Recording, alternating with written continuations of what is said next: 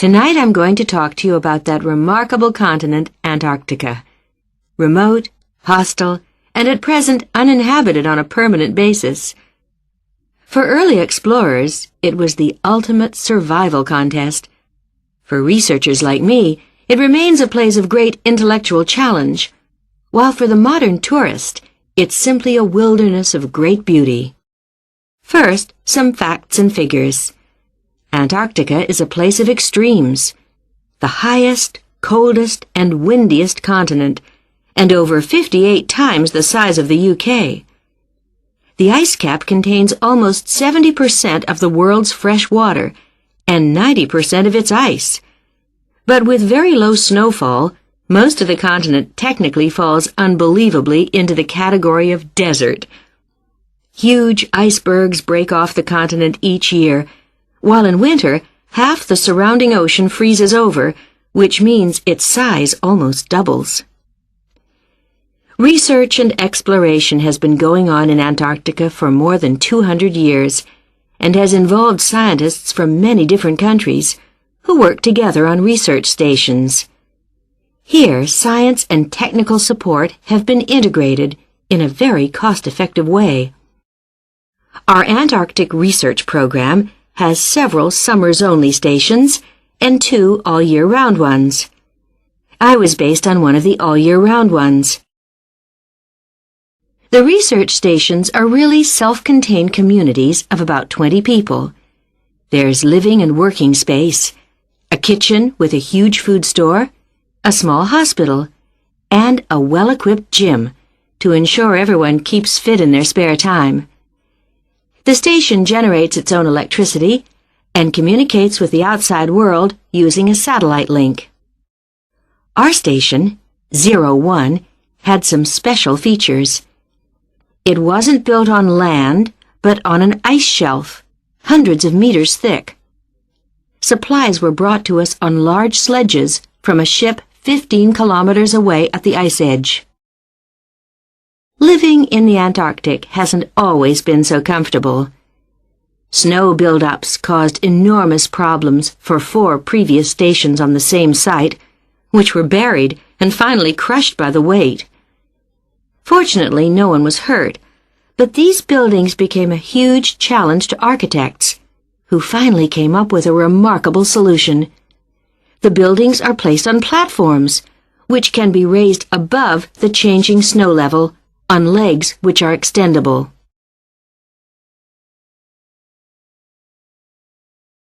Food is one of the most important aspects of survival in a polar climate. People living there need to obtain a lot more energy from their food, both to keep warm and to undertake heavy physical work. Maybe you know that an adult in the UK will probably need about 1,700 kilocalories a day on average. Someone in Antarctica will need about 3,500, just over double. This energy is provided by foods which are high in carbohydrate and fat. Rations for field work present an additional problem. They need to provide maximum energy, but they must also be compact and light for easy transport. Special boxes are prepared, each containing enough food for one person for 20 days. You may be familiar with coffee processed by freeze-drying, which preserves the quality of the food product while making a large saving in weight. Well, this type of presentation is ideal in our situation. It wasn't available to earlier polar explorers whose diet was commonly insufficient for their health. I think that being at the cutting edge of science has a special appeal for everyone working in Antarctica, in whatever capacity. As a marine biologist, my own research was fascinating, but it's perhaps climate change research that is the most crucial field of study. Within this general field, surveying changes in the volume and stability of the ice cap is vital, since these may have profound effects on world sea levels and on ocean currents. A second important area is monitoring the size of the hole in the ozone layer above Antarctica, since this is an indicator of global ultraviolet radiation levels.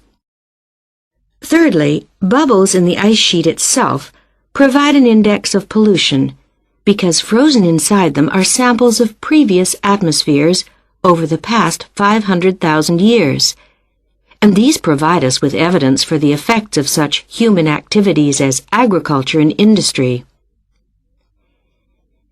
There are an increasing number of opportunities for young people to work for a period in Antarctica, not only as research assistants in projects like mine, but also in a wide range of junior administrative and technical positions, including vacancies for map makers. I hope that the insights I've provided will encourage you to take up these opportunities in this fascinating continent.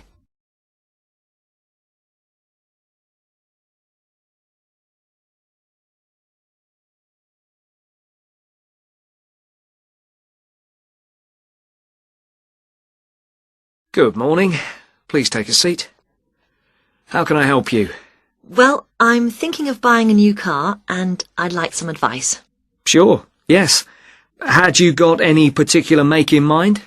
I'm interested in a leader. I've had one before and liked it, but I haven't really made up my mind. Sure. We've got various models. Right. What about the engine size? Any ideas?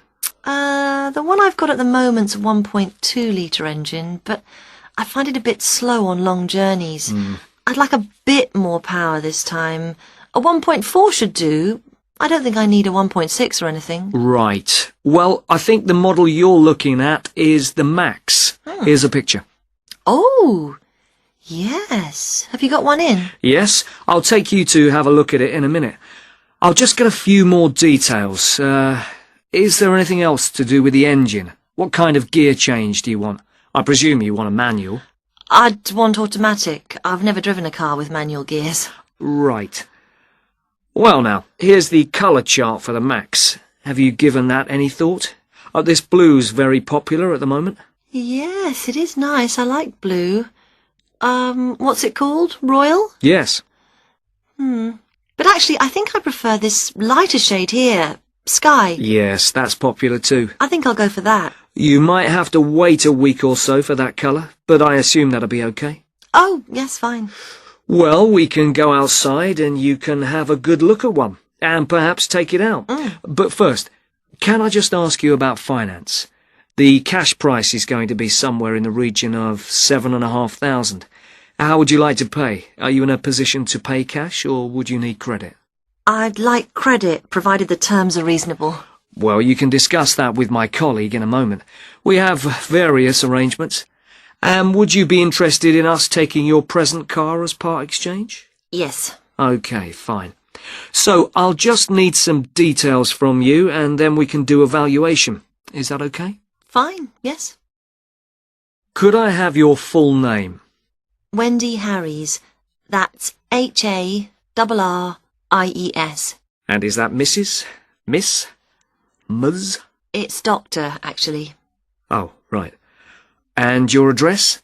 20 Green Banks. Is that green spelled as in the colour? Yes, that's right. Okay. Alton. Is that Olton? Not quite. It begins with an A, not an O. Oh, yes, that's in Hampshire, isn't it? That's right. And do you know your postcode? Yes, it's GU8 9EW. Do you have a daytime phone number? Well, I work at the hospital, but it's a bit difficult to get hold of me. I can give you a number just for messages, and then I'll get back to you when I can. Is that okay? That's fine. It's 0798 257 643. Fine. And about the car you have now, what make is it? It's a Conti. Do you know the year or the model name?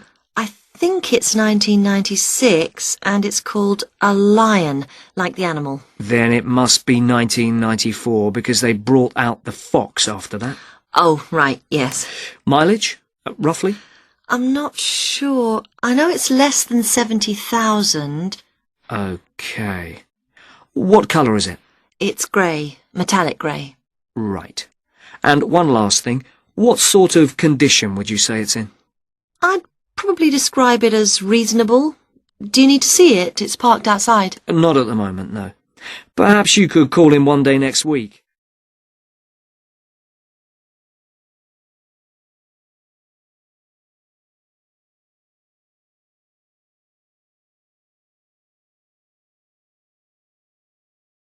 As I said earlier, there is, I think, at Rexford an excellent combination of physical and geographical advantages, as well as having a rural setting and still being close to central London.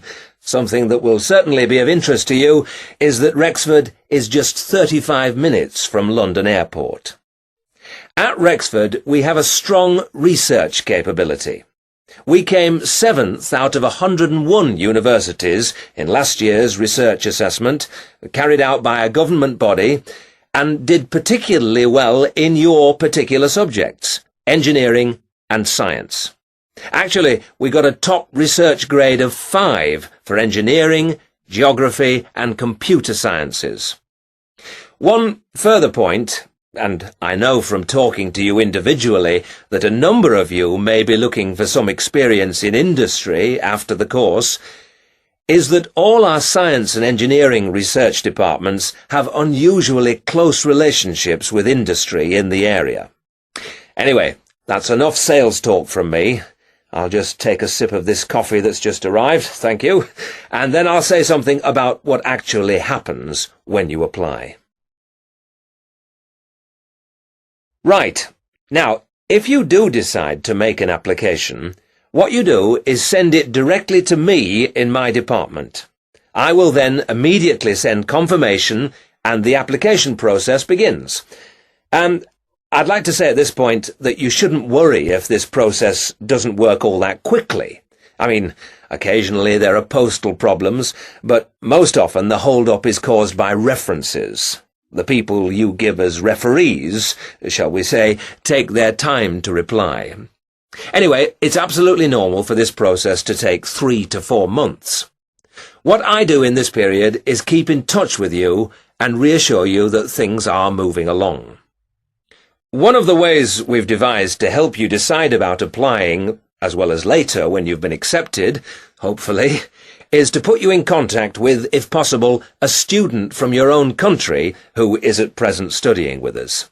What you can do is phone them up, we will of course liaise between you, and discuss your concerns with them. That way you can get an objective opinion of what you can expect if you come to live and study at Rexford. Not only the academic atmosphere, but important details like what the leisure facilities are like, and whether the English weather and food are really as awful as everybody says. No. If you decide you can face it, the contact can also help you just before you leave with tips on what to pack and that sort of thing. At the moment, I think we've got 2 second-year students and 1 postgraduate from this country. Now, to move on to the other concerns you expressed earlier. At a UK university, as I'm sure you know, you will be in an environment where independent learning is the norm, which takes most students a while to adjust to, and at a time when you will be separated from your normal surroundings, and in most cases, your family. This can be a difficult time. But remember that something like 25% of our student body are international students like yourselves, and that there are several organisations in the university and city whose main purpose is to offer help and ensure that your time with us is enjoyable and useful.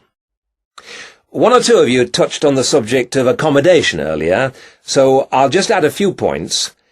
It is the university's policy to give priority in the allocation of residence places to 3 categories, and those are visiting students, exchange students, and new postgraduate students. However, demand exceeds supply, so there is still a need to put your name down early for campus accommodation, particularly if your family is accompanying you. This means that the earlier you decide whether you want to study with us, and so get the procedure moving, the better it will be for everybody. Yes? What if you would prefer to live outside the university? If you're planning to live off campus, you've got to sort things out even earlier. As with everything in short supply, the good accommodation gets snapped up months before the beginning of term. In other words, if you're starting in October, you need to be thinking about it in June, or at the very latest July. So you do need to think very carefully about what you need, how much you can afford to pay well in advance. What you can't do is leave it until a few days before the start of term. The agencies in town are pretty good. It's just a matter of contacting them in good time. Of course, we have a full-time accommodation officer available to help all students. She'll get in touch with you when you're accepted. She's got plenty of contacts in the town and will deal with the agencies on your behalf. One or two of you asked me earlier about your level of spoken English. Obviously, most of you have already achieved a lot. I wish I could speak your language half as well. Having said that, though, I'm afraid the lecturers will make little or no allowance for the presence of non-native speakers in the audience. So anything you can do to improve your spoken English, even beyond the pretty high levels most of you have already reached, will help make your stay with us that bit more fun for you. Some extra practice before you arrive is worth more than, for example, private lessons afterwards when you won't really have time. Oh, and one last thing before I invite further questions. It's very important that you